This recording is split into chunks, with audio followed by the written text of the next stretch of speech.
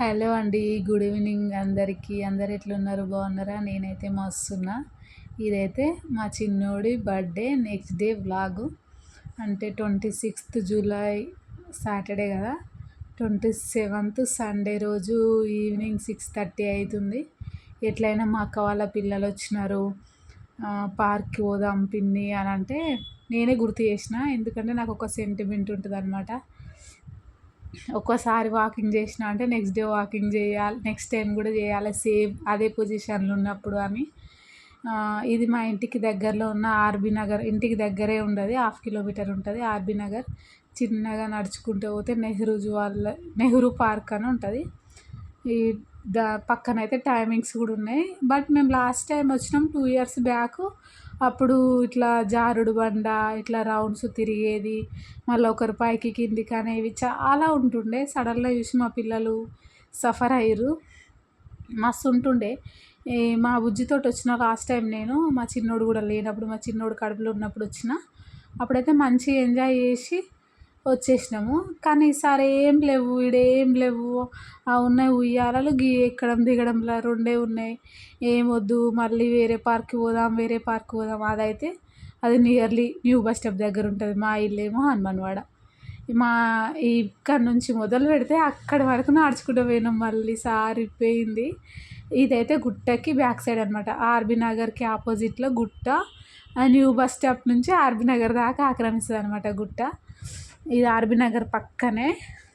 Mutton market నుంచి వస్తే, post office opposite గల్లీ నుంచి వస్తే ఇదైతే ఉంటుంది. కానీ థింగ్స్ పిల్లలు ఆడుకునేటివి అయితే చాలా ఐటమ్స్ ఉంటుండే. మరి ఖరాబ్ అయినాయో ఏమో, చాలా వరకు అయితే తీసేసిర్రు. ఇక ఇక్కడ ఏమొద్దు వేరే పార్క్ దగ్గర పోదాం, ఇక్కడ ఏమొద్దు వేరే పార్క్ దగ్గర పోదాం అంటే మళ్ళీ ఒక 2-3 ఫొటోస్ తీయని మా పిల్లలు అంటే 2-3 ఫొటోస్ తీసి ఇమీడియట్గా అక్కడి నుంచి అయితే ఇక వచ్చేసినాం. ఆ రోజైతే 6కి బయలుదేరితే వచ్చేసరికి అయితే 7:30 అయింది. 1.5 hour మొత్తం నడుచుకుంటూ పోయినాం. ఆపోజిట్ అయితే గుట్టు ఉందని చూపిస్తున్నా చూడండి. నేను చేతులు అయితే డబ్బులు పట్టుకొచ్చిన, ఎందుకంటే బిఫోర్ డేనే చికెన్ తెచ్చుకున్నాం. కర్రీ అంతగానం తినబుద్ధి కాదు, మళ్ళీ నెక్స్ట్ డే చికెన్ తెచ్చి ఫ్రై చేస్తే పిల్లలు మంచిగా తింటారు అనేసి వచ్చేసిన. ఎదురుంగదైతే బిఎస్ఎన్ఎల్ ఆఫీసు, దాని పక్కనే పోస్ట్ ఆఫీస్ కాడికి వచ్చేస్తుంది. ఆ రోడ్డు మటన్ మార్కెట్ పక్కంది, ఆ గల్లీలో ఉంటుంది పార్కు. బట్ అది చిన్న ఉంటుంది అనమాట. వాకింగ్ చేయడానికి, పీస్ఫుల్గా ఉండడానికి అయితే ఓకే, పెద్దగా ఏముండదు.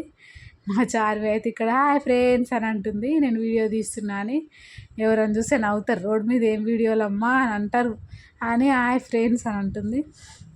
ఇక మా అక్క వాళ్ళేమో ఇంకెంత దూరం ఉంటుందమ్మా, ఎంత దూరం ఉంటుందమ్మా. నియర్లీ మా చిన్నోడు ఇప్పుడున్న నా కొడుకు కడుపులో ఉన్నప్పుడు మా ఆయన నేను జస్ట్ వాకింగ్ కోసమే ఈ టైం నుంచి నైట్ 8 వరకు పోయి వచ్చిన. 1 టైము నాకు మళ్ళీ ఆ డే గుర్తొచ్చింది.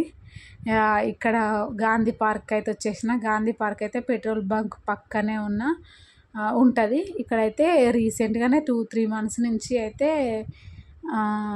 ఫిష్ పెట్టిరు. ఒక రోజు మా ఆయన అయితే తెచ్చిరు, నేను ఫిష్ తినను. కానీ ఆడికి వస్తే మాత్రం స్మెల్ అయితే మస్తు వస్తుంది. కానీ నాకు నచ్చవు, పచ్చి చేపలు అయితే అస్సలు నచ్చవు. మేము వచ్చేసరికి ఇందులో మస్తు వాటర్ ఉన్నాయి, ఎంట్రన్స్లోనే పోవడానికి కూడా లేదు. అటు ఇటు అయితే పోయినాం. బాగానే 1 hour అయితే స్పెండ్ చేసినాం. మళ్ళీ ఇంటికి వచ్చి మేమే వండుకొని తినాలి కదా అన్నట్టు తొందరగానైతే రిటర్న్ అవ్వడానికి ట్రై చేసినాం. కానీ ఈ పార్కులోనైతే ఎక్కలేని మంది అందరు ఇళ్ళనే ఉంటారు. ఇక స్టార్టింగే పోయిర్రు, అప్పుడే మా పిల్లలు అయితే పట్టిర్రు. ఆడుతూనే ఉంది మా చార్వి. చూడుర్రి, మా చార్వి ఏదైనా మల్టీ టాలెంటెడ్, ఈజీగా క్యాచ్ చేస్తుంది. చిన్నోడిని జారుడు బండ జారిపిద్దామంటే అక్కడ కూర్చునే దగ్గరనే హోల్ పడింది, అది చూసుకోకుండా ఎక్కేసింది. కానీ వాడు పిర్రికోడు. నార్మల్గా ఇంట్లో వరకే వాడు మంచిగా ఉంటాడు, కానీ బయటికి పోతే మాత్రం అంతా ఉండలేడు. ఆయన భయం నాకు కూడా చిన్నప్పుడు మా ఇంటి దగ్గర వేప చెట్టు ఉంటే దానికి తాడు కట్టి మా నాన్న ఉయ్యాల కడితే అందరు ఉయ్యాలు ఊగినా నేను ఊగకపోయేది, నాకు కళ్ళల్లో తిరిగినట్టు అనిపించేది. నేను ఇప్పటికి కూడా చాలా సెన్సిటివ్. పక్క పొంటి చెరువులు, కాలువలు లాంటివి ఏదన్నా వచ్చినా రోడ్డు పక్కనే ఉంటాయి కదా, రోడ్డు కింద బ్రిడ్జ్ లాంటి ఏదైనా బ్రిడ్జ్ మీకెంచి పోయినా కూడా నేను ఆ వాటర్ సైడ్ అయితే అస్సలు చూడలేను. చాలా సెన్సిటివ్ అనమాట. ఆ వాటర్ వచ్చి నన్ను గుంజుకపోతేమో, ఆ కాలువలో నేను పడతానేమో అన్న థాట్ ఉంటుంది నాకు. ఎందుకో మరి చిన్నప్పటి నుంచి అంతే, ఇప్పటికి కూడా అంతే. మా ఆయన నేను ఎక్కడికన్నా బైక్ మించి పోయినా కూడా పక్కన కాలువన నేను అస్సలు ఆ కాలువకాయ అయితే అస్సలే చూడను. మా చిన్నప్పుడు మా బావి కాడ పోతుంటే మా అన్న సైకిల్ మీద నన్ను తీసుకుపోతుంటే కాలువలేస్తా అంటే కాలువ రైట్ సైడ్ ఉంటే నేను మొత్తం లెఫ్ట్ సైడ్ మొహం పెట్టి మా అన్న కొరిగి కూర్చొని పోయేదాన్ని. ఆ కాలువ పోయే వరకు కూడా అక్కడ కన్నెత్తి చూడకపోయేది. ఎందుకో నాకు వాటర్ అంటే మస్తు భయమయ్యేది. చిన్నోడు కూడా అట్లనే సేమ్ ఉయ్యాలలో కూర్చోవడం అలాంటివి అయితే అస్సలు చేయడు. ఆ జారుడు బండ జారిపిద్దామంటే మస్తు ఏడిచిండు. ఇంకొకటే రౌండ్లో తీసేసుకొని వచ్చేసినాము. ఎక్కువసేపు ఆమె మా అక్క సేమ్ నా అలానే ఉంటుంది. అదే డ్రెస్ వబాలో తీసుకున్నది. అను మిర్రర్ అనే యూట్యూబ్ ఛానల్లో 7:30కి లైవ్ వస్తుంది. 7:30కి లైవ్. ఆ లైవ్లో తీసుకుంటే 40% డిస్కౌంట్. ఆఫ్టర్ లైవ్లో తీసుకుంటే లైవ్ ఎంతసేపు నడుస్తుందో అంతసేపు వరకు డ్రెస్ బుక్ చేసుకుంటే డ్రెస్ ప్రైజ్ 900 ఉందనుకో, మనకు 40% అంటే 600 పడుతుంది. 650 అట్లా పడుతుంది.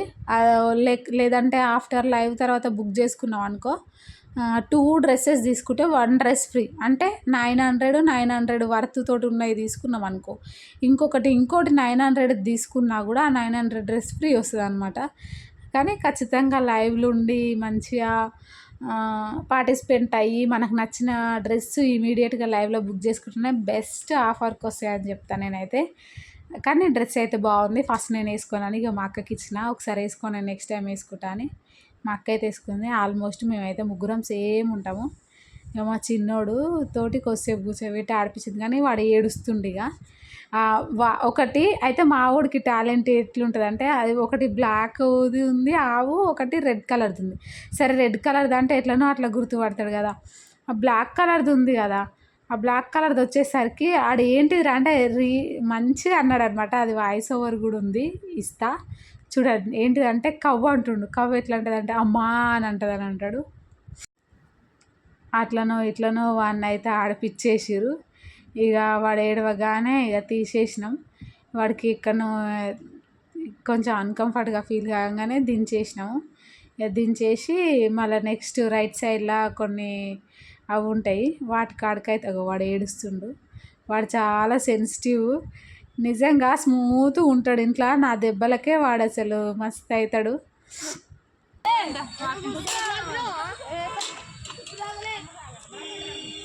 డాడీ ట్రా రైసుట్రా. ఇదేంటిది నాని? అమ్మ అంటదా? దాన్ని ఏమంటారు?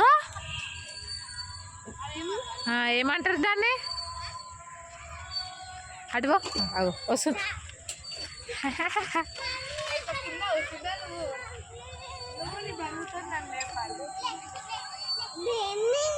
భయమైందా? తింటుంది గడ్డి. అది ఆమె తింటుంది, ఆము తింటుంది కవ్వు. జేజ కవ్వు అంటే జేజ. జేజ ఎట్లా అంటది డాడీ? అది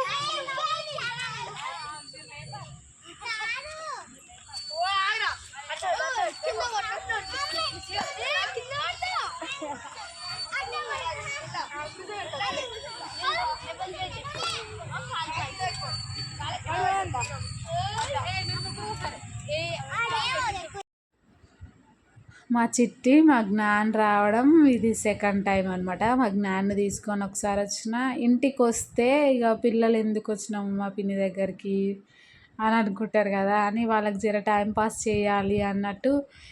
మా చిన్నోడు కనుక పెద్దగా ఉంటే వాడితోటే ఆడుకుందరు, వాళ్ళకు టైంపాస్ అనేది అయిపోతుంది. ఇక వాడు చిన్నోడాయి వీళ్ళు పెద్దోళ్ళు అనేసి నేను బయటికి తీసుకోవడానికి ట్రై చేస్తాను. అట్టుగాక నాకు వాకింగ్ అవుతుంది అనేసి కొంత నేనైతే ట్రై చేస్తాను. లాస్ట్ టైం తీసుకొచ్చినప్పుడు మా చిట్టమ్మ 2 years బ్యాక్ తీసుకొచ్చిన మా చిట్టమ్మను, అస్సలు తిరగమంటే అస్సలు తిరగలేదు. ఇప్పుడు పర్ఫెక్ట్గా తిరుగుతుంది చూడండి. పక్కన ఆపోజిట్లో కనిపిస్తున్నారు కదా వైఫ్ అండ్ హస్బెండ్. వాళ్ళని చూసి అయితే మేమైతే ఒక 5 మినిట్స్ నవ్వుకున్నా. పాపం ఆమెనేమో వెయిట్ ఎక్కువ ఉంది, రీసెంట్లీ మ్యారీడ్ ఉన్నట్టుంది, ఎందుకు నవ్వుకున్నావు అని తిట్టుకునేరు. అయితే ఆమెకు తిరగడానికి వస్తలేదు అసలు, రోజు వచ్చి ఒక 5 మినిట్స్ అయినా వేయొచ్చుగా అని వాళ్ళ హస్బెండ్ అంటుండు.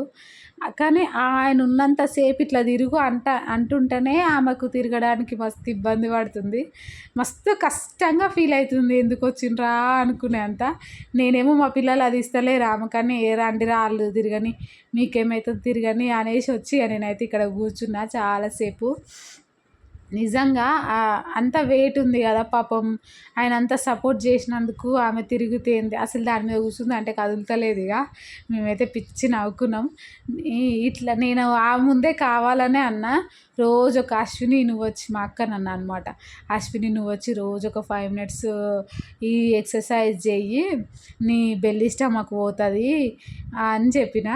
ఆమె నన్నే చూస్తుంది, ఆమె పక్కగానే నేను నాకెందుకే చాలదా అని మా అక్క అంటుంది.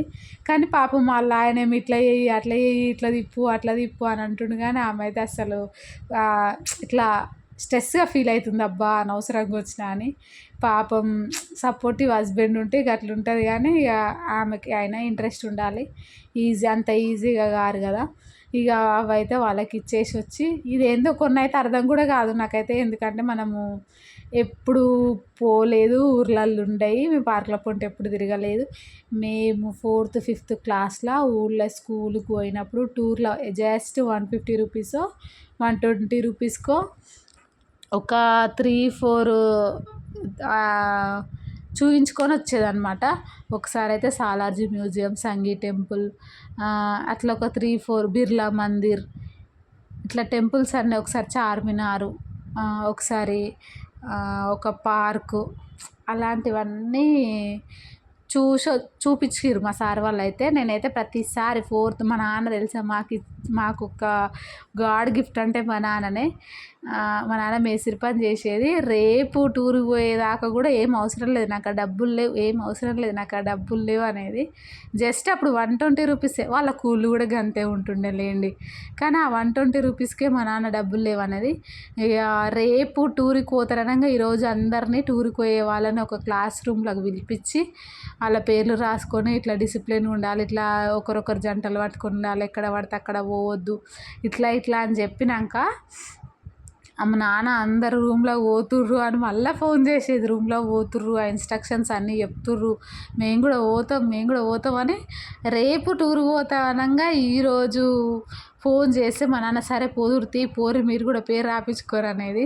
మా నాన్న నిజంగా మాకు చిన్నప్పటి నుంచి ఏ లోటు లేకుండా చూసుకున్నాడు. కానీ ఆయనని ఎంత బాగా చూసుకోవాలో అనిపిస్తుంది, కానీ ఎట్లయితుందో ఏమో చూడాలి.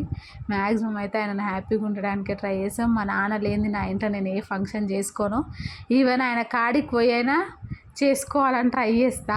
ఎందుకు వాళ్ళ చేతనైనంత వరకు వస్తారు, వాళ్ళ చేతగాని రోజు నేనే వాళ్ళ దగ్గర పోతాను. ఎందుకంటే నా కొడుకంటే మస్తు పిచ్చి. మొన్న బర్త్డే కూడా నేను ఆడికే పోయి చేసుకుందాం అనుకున్నా.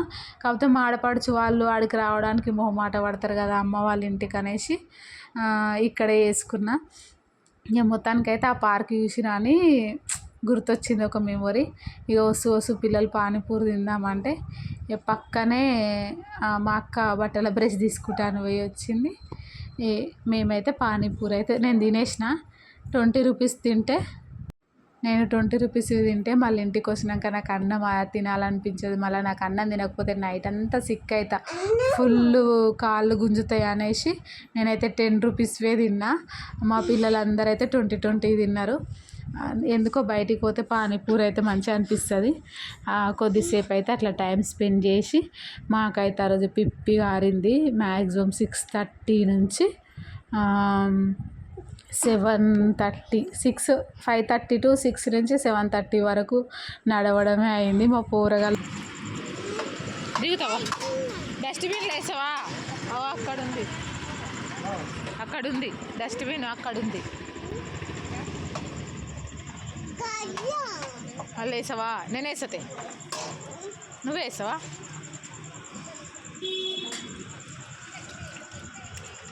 Good bye.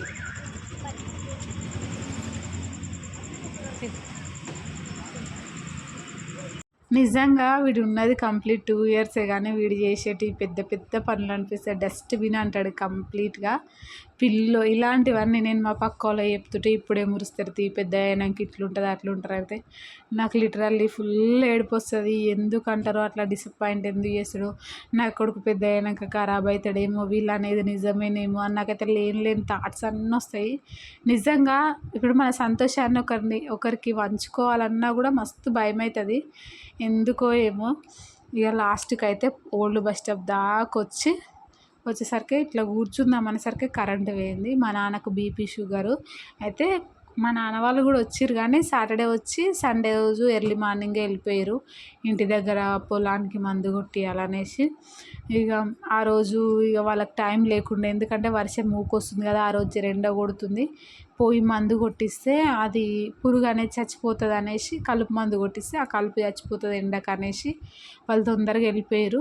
అయితే నాన్నకి జొన్నలు, రాగులు, కొర్రలు ఇలాంటివన్నీ రొట్టె చేయడము, గట్క చేయడము, దోశలు చేయడం లాంటివి చేస్తారు. అయితే అవన్నీ తీసుకొని రమ్మంటే ఈ షాప్ కాడికి వస్తే ఈ షాప్లో 2 ఉన్నాయి, 2 లేవు. ఇంకా మా అమ్మకు ఫోన్ చేసి అయితే ఏమేమి కావాలని చెప్పి తీసుకొచ్చి అడిగితే ఆ జీలకర్ర, మెంతులు, పల్లీలు, మినప్పప్పు, రాగులు, కొర్రలు పక్కకు పోయి అయితే ఇక కొర్రలు వేరే షాప్లో తీసుకొని వచ్చిర్రు. ఇక నేనైతే అక్కడ రెస్ట్ తీసుకున్నా మంచిగా బియ్యం బస్తాల మీద అయితే కూర్చున్నాను, ఎందుకంటే నాకు కాళ్ళు మస్తు గుంజుతున్నాయి. మా పిల్లలకైతే గ్రేట్ అని చెప్పొచ్చు, అంత దూరం నడిపించుకొని మళ్ళీ నడిపించుకొని వచ్చిన. ఇక కొద్ది పక్కనే చికెన్ షాప్ ఉంటుంది అనమాట, ఆ కిరాణా స్టోర్ పక్కనే చికెన్ షాపు. అయితే నేను అంతకన్నా బిఫోర్ డేనే చికెన్ తెప్పించినాం, కర్రీ చేసినాం కదా. ఇక ఈరోజు కూడా మళ్ళీ కర్రీ చేస్తే ఎవరు తింటారు, అది ఇంకా కూడా ఉంది కానీ సరిపోదు పిల్లలకు అనేసి పొద్దున్నే పచ్చి పులుసు అయితే చేసిన, పచ్చిమిర్చి వేసి. నాకు అట్లా వేసి ఇష్టం, మళ్ళీ నా పచ్చి పులుసుకి మా ఫ్యామిలీ అందరూ ఫ్యాన్స్ అనమాట, ఎందుకంటే పచ్చిమిర్చి వేసి చేస్తే బాగుంటుంది.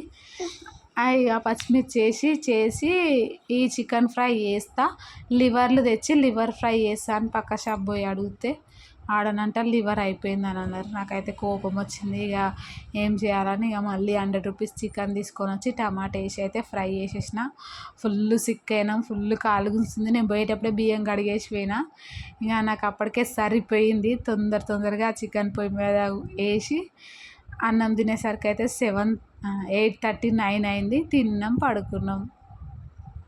ప్లీజ్ ఇప్పటి వరకు నా ఛానల్ని ఎవరైనా సబ్స్క్రైబ్ చేసుకొని వాళ్ళు ఉంటే సబ్స్క్రైబ్ చేసుకోండి. చూస్తున్నారు కానీ లైక్ కొట్టట్లేరు, లైక్ కొట్టండి ప్లీజ్, రిక్వెస్ట్. Bye bye.